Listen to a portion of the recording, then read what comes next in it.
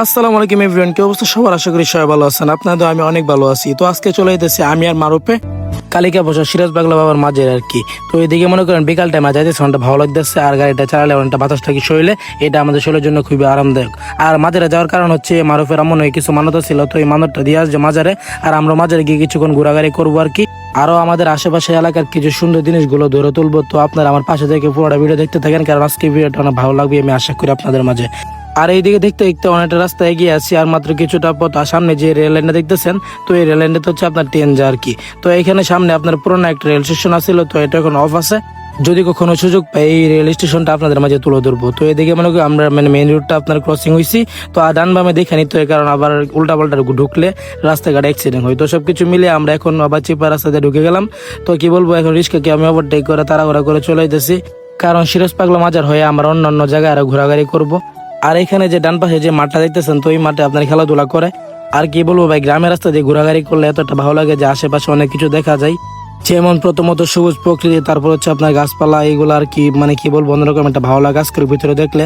তো আশেপাশে অনেক নদী নালা থাকে, তো সবকিছু মিলে আমরা এদিকে দেখতে দেখতে চলে আসলাম সিরাজ পাগলা বাবার মাজারে। তো এদিকে মনে করি আমরা গাড়িটা পার্কিং করে আমরা চলে যাই সামনের দিকে, কারণ এখানে গিয়ে আপনার সিরাজ পাগলা মাজারে অনেক কিছু আপনাদের মাঝে তুলে ধরবো।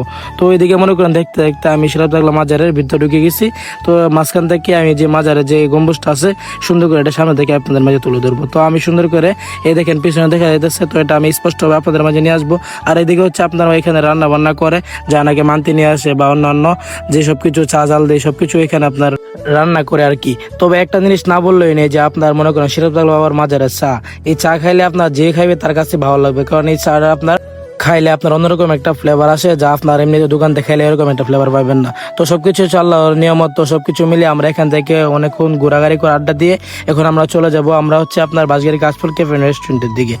আর এখানে কি আমরা সবসময় আড্ডা দেওয়া যায় নাকি আমার প্রতিনিয়ত ভিডিও দেখেন তারা মনে এই জায়গাটা দেখে একটু বোরিং ফিল করেন, কারণ এই জায়গার মধ্যে আমি সবসময় যাই।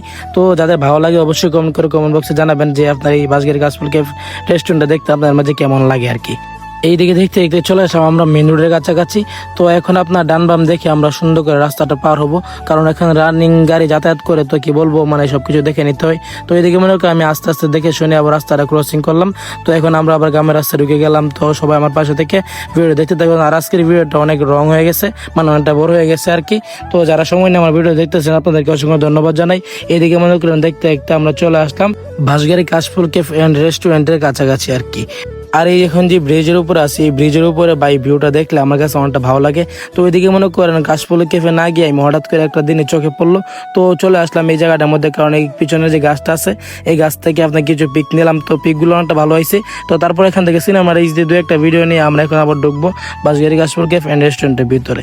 তো এইদিকে মনে করেন বাম দিয়ে গাড়িটা একটু পার্কিং করতে সুন্দর করে, তো এখান থেকে পার্কিং করে গাড়িটা লক করে আবার চলে যাবো আমরা এটা ভিতরের দিকে আর কি। তো এখানে গাড়িটা পার্কিং করে আমরা এখন ভিতরে ঢুকতেছি। আর কি বলবো ভাই, বাঁশগাড়ি কাশফুল ক্যাফে রেস্টুরেন্টের ভিতরে ঢুকলে আমার কাছে এমনি তো অনেকটা ভালো লাগে। আর যেহেতু এখানে প্রতিনিয়ত আসি, এই রেস্টুরেন্টের প্রতি আমার একটা টান বেড়ে গেছে আর কি।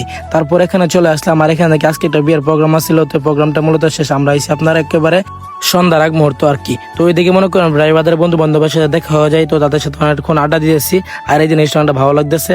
আর তাদের বাড়ি হচ্ছে বাঁশগাড়ি আপনার, তো তাদেরকে এখানে আসতে প্রতিনিয়ত দেখা যায়, কারণ তাদের যেহেতু বাড়ির পাশে রেস্টুরেন্ট, তারা এসে মানে প্রায় আড্ডা দিই। তো এই জিনিসটা দেখে অনেকটা ভালো লাগে, যখন ড্রাইভারদের সাথে দেখে মিট করি, তো অন্যরকম একটা ভালো লাগা কাজ করে মনের ভিতরে।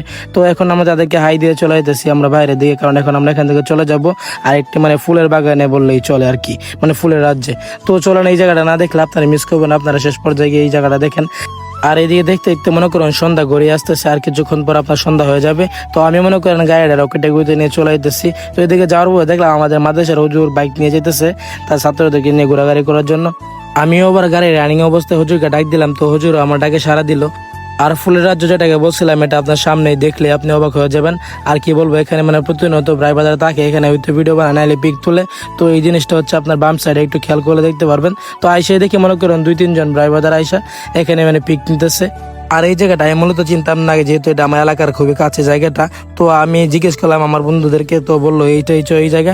তো আমি ভাবলাম তো চল একদিন গিয়ে ঘোরাঘুরি করবেন। তো হঠাৎ করে মনে করেন আজকে প্ল্যান করে বেরোইছি। তো আজকে এই জায়গার মধ্যে এসে কিছু পিক এবং কিছু ভিডিও নিছি। তো কি বলবো, অনেকটা ভালো লাগতেছে। তো আজকের ব্লগটি অনেকটা বড় হয়ে গেছে। তো যারা আমার ভিডিও দেখছেন ধন্যবাদ জানাই সবাইকে। তো আজকের মতো ভিডিও এখানে শেষ, সবাই ভালো থাকবেন, ধন্যবাদ সবাইকে।